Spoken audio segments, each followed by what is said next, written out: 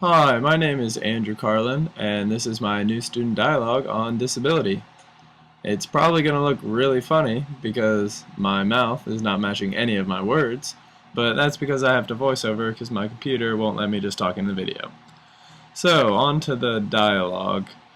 Like I said, we talked about disability, and I wouldn't say we actually achieved very good dialogue during our discussion.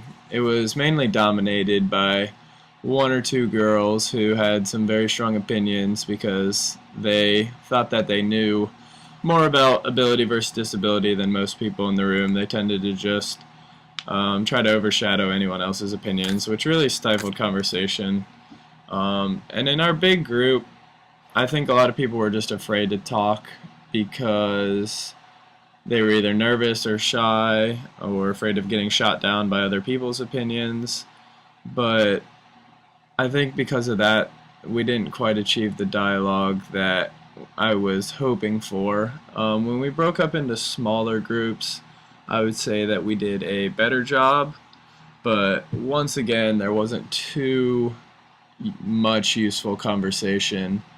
When we broke into small groups, we talked about our similarities and differences. We filled out a little circle about like our gender and ethnicity and socioeconomic status, and kind of just compared and contrasted ourselves with the people around us. But when we got back to trying to talk about disability just as a big circle, there wasn't too much communication.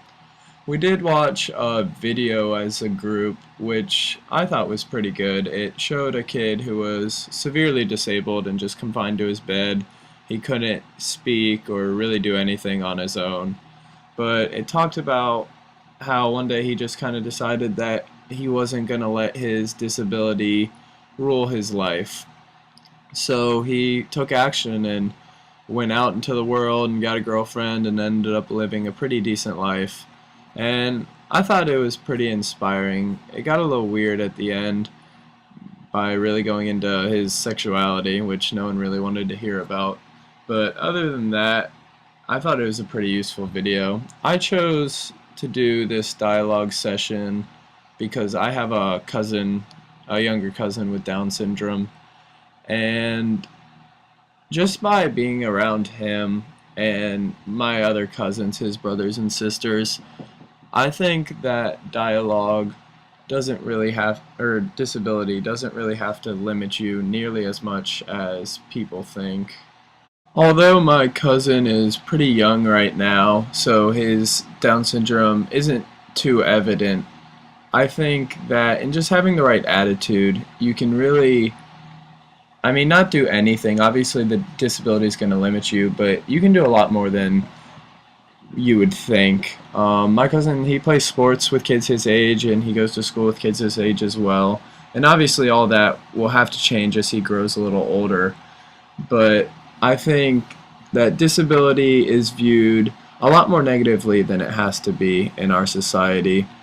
One little activity that we did during our dialogue was writing up the words ability and disability on the screen, and basically it was to serve, we would just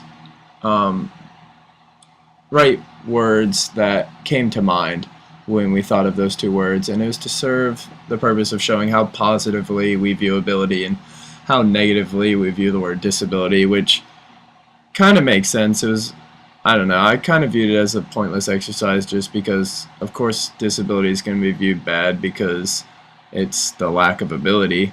But they were just trying to show that when we see people with disabilities or hear about someone having a disability such as Down syndrome, that we tend to form our opinions about them and what they're able to do pretty quickly, which really isn't fair. I definitely know that in hearing people talk bad about people with disabilities, having a cousin with Down syndrome really opened me up to seeing like how wrong that is and how wrong people are when they formulate their opinions, because I have a feeling that my cousin's going to do great things in life, and though he may never achieve a normal life by society's standards, I know that he's going to live a happy and fulfilling life.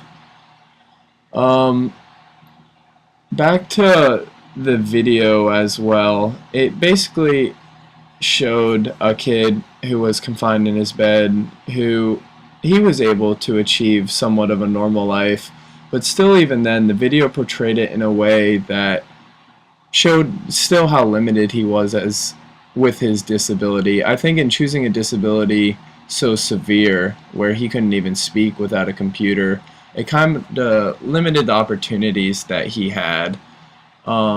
I think in seeing more disabilities such as Asperger's or autism and something where people can still function in society. Well, I hope you enjoyed this new student dialogue vlog, and this is Andrew Carlin. Thanks.